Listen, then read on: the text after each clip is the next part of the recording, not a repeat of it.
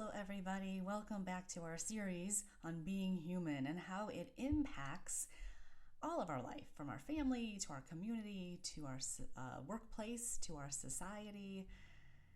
It embeds in our culture. How do we become better humans for other humans, which is also, as Austin Channing Brown says, the work of becoming anti-racist, becoming better humans for other humans. This week, we're talking about some aspects that cut across our ability to be better humans. At the root of the behaviors we'll talk about are assumption and expectation. And assumptions are those shortcuts, those things that we think we know. It's based on our experience and our exposure. Bias comes under the camp of assumption. And our expectations are going to come more into play in what we're talking about this week, which is this idea of centering.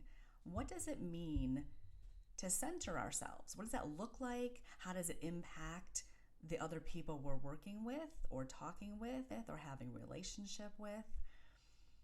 What are those underlying expectations and assumptions that get in the way of being able to be better humans so that we can connect with someone else and invite them to bring the fullness of their humanity into the conversation and relationship as well? This comes into play in our work around becoming anti-racist because as people, the standard is whiteness.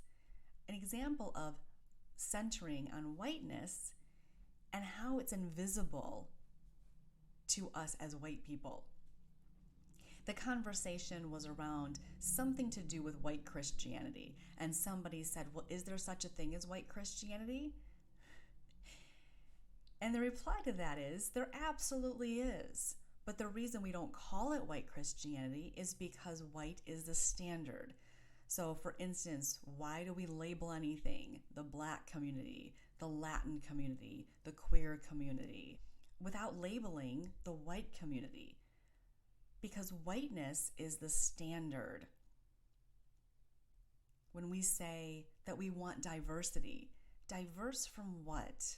We don't label things as white because there's an underlying assumption that the very first thing that comes into our consciousness is white. And other things need to be labeled in contrast to that. So we're going to talk about this idea of centering this week to see, how does this come into play in the workplace? How does it come into play in our work that we're doing to become anti-racist? Where does it come into play just in the everyday occurrences of life?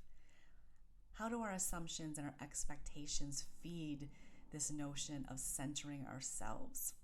So stay tuned. That's where we're headed this week. Thank you.